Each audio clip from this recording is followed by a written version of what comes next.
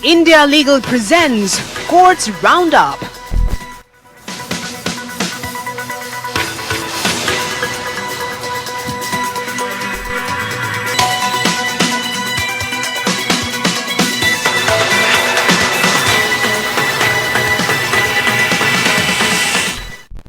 नमस्कार, courts roundup में आप सभी का बहुत बहुत स्वागत है। मैं हूं आपके साथ वक्ता दुबे। इस बुलेटिन में अगले आधे घंटे हम आपको कोर्ट से जुड़ी तमाम छोटी बड़ी खबरों से रूबरू करवाएंगे। कोर्ट की कार्यवाही और सुप्रीम कोर्ट से लेकर हाई कोर्ट और लोअर कोर्ट्स तक के फैसलों को आपके सामने रखेंगे। लेकिन आगे बढ़ने से पहले एक नजर डालते हैं हेडलाइंस पर। केसों के क्लबिंग के दुरुपयोग पर सुप्रीम कोर्ट ने दिखाई सख्ती। राजस्थान हाईकोर्ट के फैसले पर जताई आपत्ति, कहा गलत क्लबिंग कानूनी प्रक्रिया का दुरुपयोग।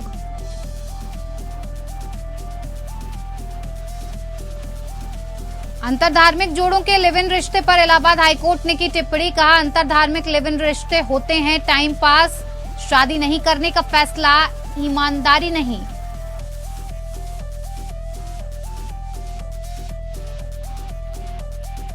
केरल हाईकोर्ट ने कहा महिलाएं अपनी मां या सास की गुलाम नहीं, पारिवारिक कोर्ट के आदेश को पुरुष पक्षी टिप्पणी बताया।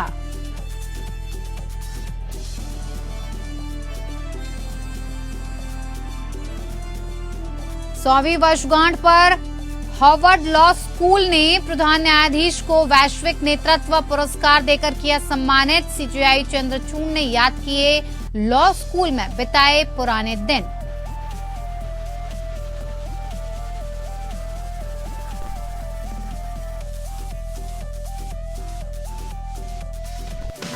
India Legal presents Courts Roundup.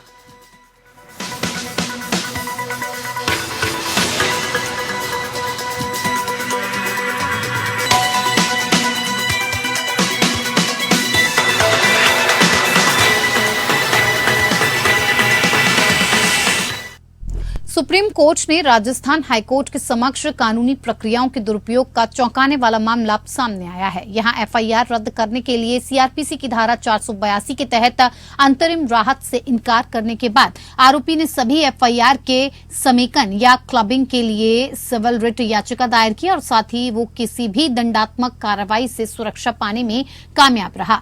न्यायालय ने कहा कि कानूनी प्रक्रिया का ये दुरुपयोग न केवल रोस्टर प्रणाली को कमजोर करता है बल्कि स्थापित न्यायिक प्रक्रिया के पालन के महत्व का भी अनादर करता है। कोर्ट ने कहा ये कानून की प्रक्रिया के घोर दुरुपयोग का मामला है। हमें आश्चर्य है कि एफआईआर को एक साथ जोड़ने के लिए सिविल रिट याचिका पर कैसे विचार किया जा सकता है। चीफ जस्टिस द्वारा अधिसूचित रोस्टर में आपराधिक रिट याचिकाओं के लिए अलग रोस्टर है। अगर अदालतें इस तरह की कठोर प्रथाओं की अनुमति देती हैं तो चीफ जस्टिस द्वारा अधिसूचित रोस्टर का कोई मतलब नहीं रहेगा। कोर्ट ने कहा कि न्यायाधीशों को अनुशासन का पालन करना होगा और किसी भी मामले को तब तक नहीं लेना चाहिए जब तक कि ये चीफ जस्टिस द्वारा विशेष रूप से नहीं सौंपा गया हो। जस्टिस अभय एस ओका और जस्टिस पंकज मित्तल की सुप्रीम कोर्ट की खंडपीठ राजस्थान हाईकोर्ट के उस आदेश के खिलाफ दायर अपील पर सुनवाई कर रही थी जिसमें उत्तरदाताओं को किसी भी दंडात्मक कार्रवाई से सुरक्षा दी गई। विवाद तब शुरू हुआ जब अपीलकर्ता के आदेश पर प्रतिवादियों के खिलाफ 6 एफआईआर दर्ज की गई और साथ ही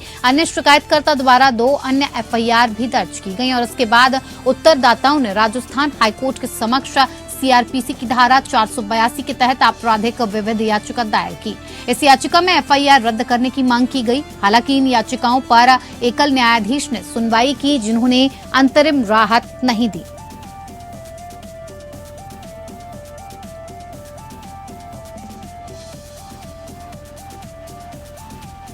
इधर प्रधान न्यायाधीश डीवाई चंद्रचूड़ को अमेरिका में बड़ा सम्मान दिया गया है। हार्वर्ड के सेंटर ऑन लीगल प्रोफेशन की तरफ से चंद्रचूड़ को वैश्विक नेतृत्व पुरस्कार से सम्मानित किया गया है। चंद्रचूड़ के लिए ये सम्मान इसलिए भी खास है क्योंकि हार्वर्ड लॉ स्कूल उनका अल्मा मैटर यानी कि पढ़ाई की पुरानी संस्था रही है। उन्होंने दर्शकों पहले यहाँ कानून की बारीकियां सीखी और आज सुप्रीम कोर्ट में चीफ जस्टिस के तौर पर सेवाएं दे रहे हैं। करीब 9 महीने पहले 11 जनवरी 2023 को एक ऑनलाइन समारोह में प्रधान न्यायाधीश को सम्मानित करने की घोषणा की गई थी। चंद्रचूड़ सम्मान हासिल करने के साथ साथ बातचीत के लिए हार्वर्ड लॉ स्कूल में मौजूद रहे।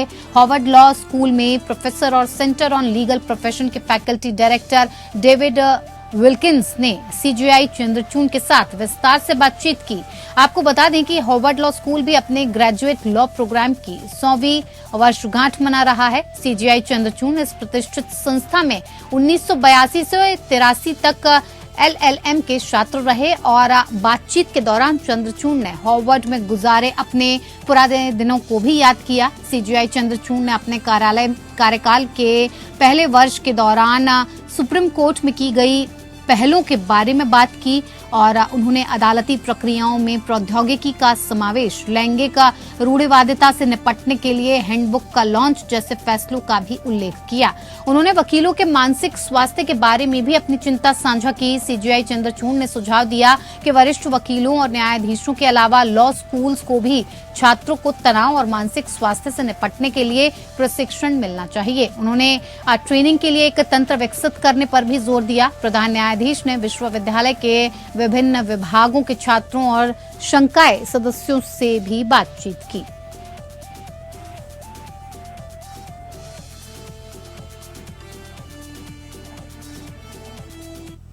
इधर दिल्ली उच्च न्यायालय ने एक बैंक के खिलाफ शिकायत में रिजर्व बैंक के लोकपाल के मनमाने रवैये से हैरान होकर कहा है कि लोकपाल योजना महज खाना पूर्ति के तौर पर नहीं लिया जा सकता, क्योंकि ये विनियमित इकाइयों जैसे कि बैंक या NBFC के बीच की खाई को पाटती है। उसके बावजूद उपभोक्ता न्याय के लिए भटक रहे हैं। अदालत ने कहा कि ये योजना विनियमित संस्थाओं के खिलाफ उपभोक्ताओं की शिकायतों की लागत प्रभावी और त्वरित समाधान को प्राप्त करने का प्रयास करती है और लोकपाल पूरी प्रक्रिया में अधिक पारदर्शिता और विश्वास को बढ़ावा देने के लिए एक तर्कसंगत आदेश पारित करने के लिए बाध्य हैं। अदालत उस याचिकाकर्ता की याचिका पर सुनवाई कर रही थी जो लोकपाल द्वारा विस्तृत आदेश पारित किए बिना एक निजी बैंक के खिलाफ उसकी शिकायत को खारिज करने के तरीके से व्यथित था। अदालत ने कहा कि रिजर्व बैंक एकीकृत लोकपाल योजना 2021 के तहत लोकपाल द्वारा प्राकृतिक न्याय के सिद्धांत का पालन करते हुए सेवाओं में कमियों से संबंधित विनियमित संस्थाओं के ग्राहकों की शिकायत पर विचार करना आवश्यक है और उस मामले में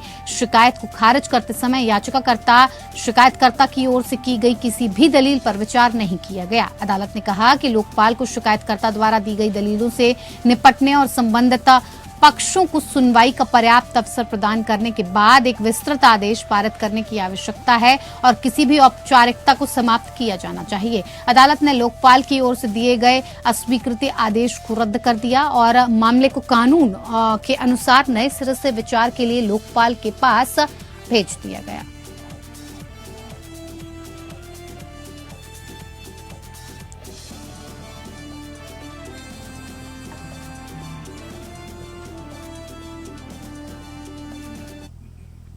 दिल्ली उच्च न्यायालय ने हाल ही में एक व्यक्ति के खिलाफ यौन उत्पीड़न और नाबालिग का पीछा करने के एक मामले को ये कहते हुए रद्द कर दिया कि ऐसा लगता है कि वो अपनी मानसिक स्थिति के कारण अपने कार्यों से अनजान था। न्यायमूर्ति तुषार राव गेडेला ने एम्स के मेडिकल बोर्ड द्वारा तैयार की गई एक रिपोर्ट को ध्यान में रखते हुए FIR को रद्द कर दिया।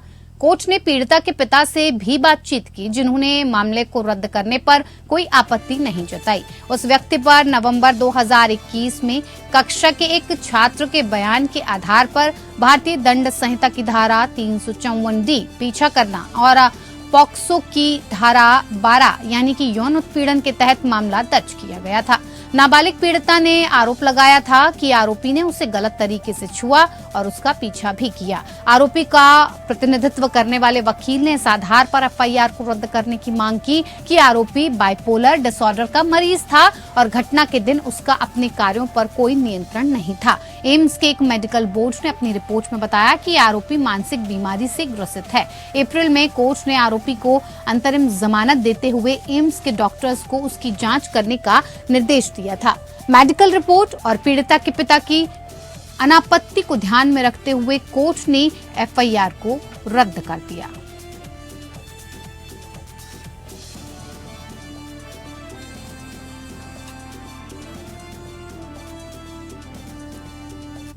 उत्तराखंड हाईकोर्ट ने ये देखते हुए कि राज्य में विशेष रूप से नैनीताल शहर में लोगों के लिए सुबह या शाम की सैर के लिए जगह की गंभीर कमी है और पिछले सप्ताह राज्य सरकार को शहर में प्रतिदिन सुबह 6 बजे से शाम 8:30 बजे तक केवल पैदल यात्रियों की आवाजाही के लिए लोअर मॉल रोड को आरक्षित करने का निर्देश दिया गया। यह आदेश मुख्य न्यायाधीश विपिन सांघी और जस्टिस राकेश थपलियाल ने क्रिकेटर विराट कोहली के एक वीडियो पर स्वतः संज्ञान लेते हुए पारित किया, जिसमें राज्य में बच्चों के लिए आउटडोर खेल खेलने के लिए जगह और अवसर की कमी का मुद्दा उठाया गया था। न्यायालय ने पारित अपने आदेश में कहा कि उनकी कॉलोनियों में बच्चों और युवाओं के लिए खेल सुविधाओं की कमी के अलावा राज्य में लोगों के लिए सुबह या शाम की सैर के लिए क्षेत्रों की भी गंभीर कमी है। कोर्ट ने कहा कि नैनीताल में ही शायद ही कोई ऐसा क्षेत्र है जहां लोग दुर्घटनाओं के जोखिम के बिना चल सकते हैं और धुएं और हॉर्न से होने वाले वाहनों के प्रदूषण का सामना किए बिना चल सकते हैं।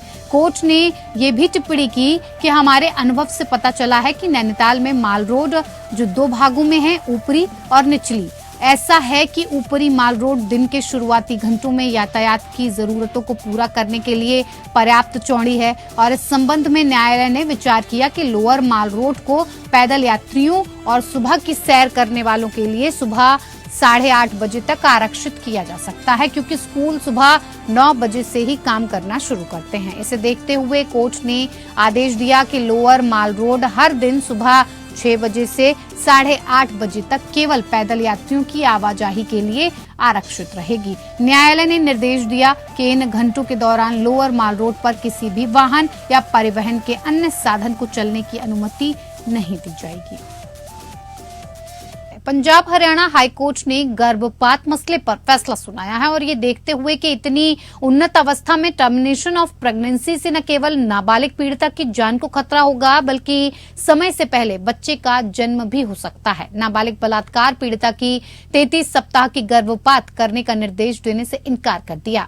मेडिकल बोर्ड ने यह भी राय दी कि ये सुरक्षित नहीं होगा और गर्भकालीन आयु बढ़ने और ये देखते हुए कि वो नाबालिग है, मां के लिए जीवन को खतरा होगा। ये टिप्पणियां नाबालिग द्वारा अपनी दादी के माध्यम से दायर याचिका के जवाब में आई। ये कहा गया कि उसके साथ विभिन्न व्यक्तियों द्वारा बलात्कार किया गया और पॉक्सो एक्ट की धारा 6 के तहत एफआईआर दर्ज की गई। ये प्रस्तुत किया गया कि नाबालिग पर किए गए बलात्कार के अपराध के परिणाम स्वरूप बच्चे की कल्पना की जा रही है और वो ऐसे बच्चे को जन्म देने का इरादा नहीं रखती जो नाबालिग पर किए गए अत्याचारों की लगातार याद दिलाता है। याचिकाकर्ता ने कहा कि ये नाबालिग पीड़िता के शारीरिक और मानसिक स्वास्थ्य के साथ साथ सामाजिक कल्याण के लिए भी अच्छा नहीं है। कोर्ट ने कहा कि मेडिकल बोर्ड का गठन किया गया। बोर्ड ने कहा कि गर्भपात ये सुरक्षित नहीं है और गर्भकालीन आयु बढ़ने के कारण मां के लिए जीवन को खतरा है। इस राय पर विचार करते हुए न्यायालय ने कहा कि न्यायालय के पास रिकॉर्ड पर कोई सामग्री उपलब्ध नहीं है और जिसके आधार पर ये मेडिकल बोर्ड द्वारा व्यक्त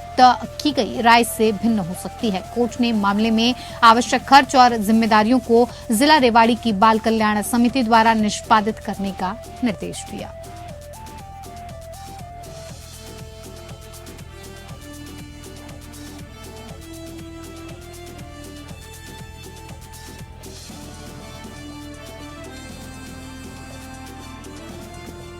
इधर मध्य प्रदेश हाईकोर्ट ने भरण पोषण मसले पर फैसला दिया। याचिकाकर्ता पति द्वारा दायर आपराधिक पुनर्विचार आवेदन खारिज करते हुए कोर्ट ने कहा कि भरण पोषण का दावा करने वाली निराश्रित पत्नी को केवल उसकी दलीलों में दोषों के आधार पर पीड़ित नहीं कहा जा सकता है।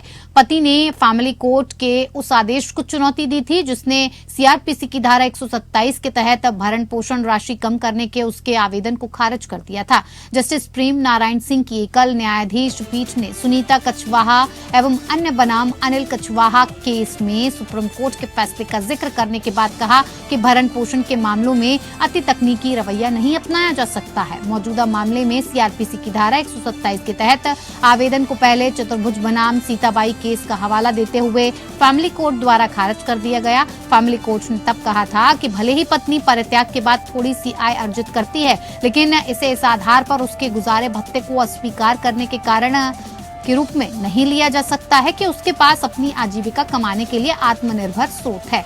पति ने तर्क दिया कि पत्नी वर्तमान में शिक्षक के रूप में काम कर रही है और वेतन के रूप में अच्छी रकम ले रही है। याचिकाकर्ता पति ने यह भी तर्क दिया कि पत्नी ने दलीलों में जानबूझकर अपनी आय के बारे में विवरण छिपाया है। जहां तक मामले को फैमिली कोर्ट में वापस भेजने के संबंध में याचिका है, हाईकोर्ट ने कहा कि कार्यवाही के इस चरण में ऐसा कदम उचित नहीं होगा, खासकर जब दोनों पक्ष 2016 से मुकदमेबाजी में उलझे हुए हैं।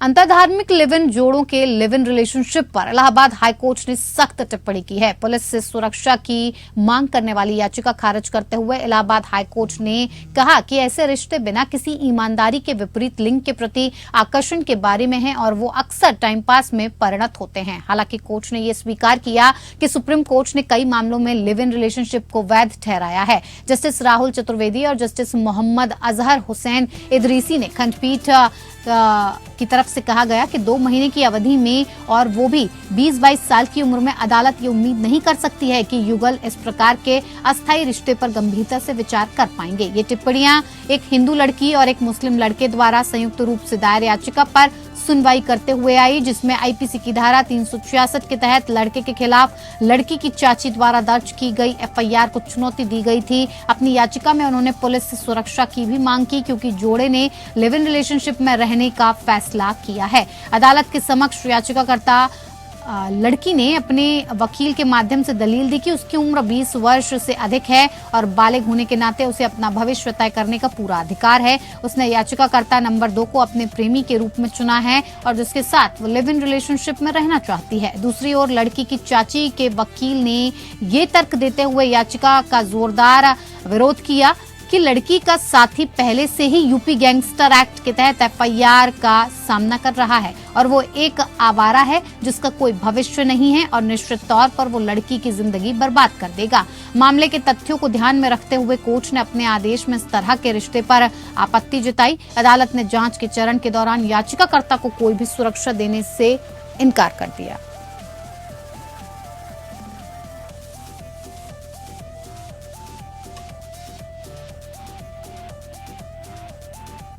केरल उच्च न्यायालय ने तलाक के एक मामले में पारिवारिक अदालत के आदेश की पितृसत्तात्मक या पुरुष पक्षी टिप्पणियों की मौखिक आलोचना करते हुए टिप्पणी की कि महिलाएं अपनी मां और सास की गुलाम नहीं हैं। न्यायमूर्ति देवन रामचंद्रन ने कहा कि त्रिशूर की एक पारिवारिक अदालत ने पहले पत्नी द्वारा दायर तलाक की याचिका को ये देखते हुए खारिज कर दिया था कि उसकी शिकायतें सामान्य तकरार का हिस्सा थीं और इसी आदेश में पक्षों यानी कि अलग हुए पति पत्नी को सलाह दी गई कि वो अपने मतभेदों को भुलाकर विवाहित जीवन की पवित्रता के अनुरूप कार्य करें। न्यायमूर्ति रामचंद्रन ने कहा कि पारिवारिक अदालत का आदेश बहुत समस्याग्रस्त और पितृसत्तात्मक था और इस बीच पति के वकील ने यह बताया कि त्रिशूर परिवार अदालत के आदेश में पत्नी को इस मुद्दे पर उसकी मां और सास की बात सुनने के लिए कहा गया था। इस पर गंभीरता से विचार करते हुए हाईकोर्ट ने जवाब दिया कि किसी महिला के फैसले को उसकी मां या उसकी सास के फैसले से कमतर नहीं माना जा सकता। न्यायमूर्ति रामचंद्रन ने कहा कि महिलाएं अपनी मां या सास के गुलाम नहीं है। न्यायाधीश ने पति के वकील की इस दलील पर भी आपत्ति जताई कि मौजूदा विवाद आसानी से हल किए जा सकते हैं और इन्हें अदालत के बाहर भी सुलझाया जा सकता है। न्यायमूर्ति रामचंद्रन ने स्पष्ट कर दिया कि वो अदालत के बाहर समझौते का निर्देश केवल तभी दे सकते हैं जब महिला भी ऐसा करने को तैयार हो।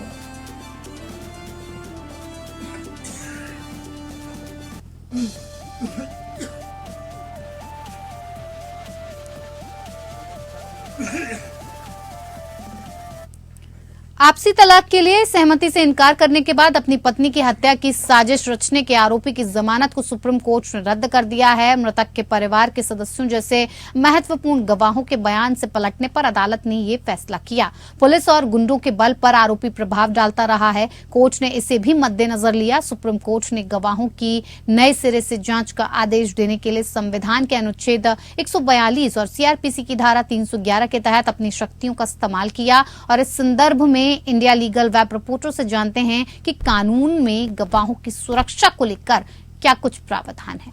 देखिए रिपोर्ट।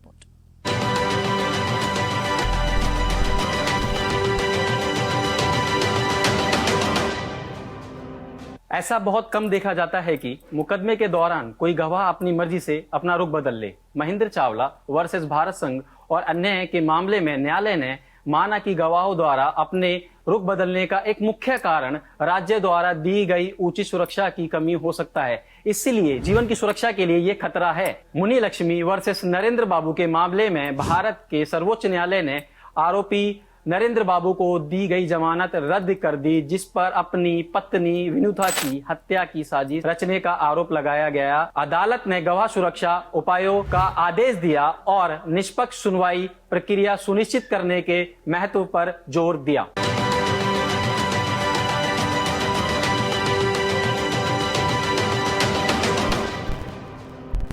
चलिए, इस बुलेटिन में मेरे साथ फिलहाल इतना ही। नमस्कार। India Legal presents Courts Roundup.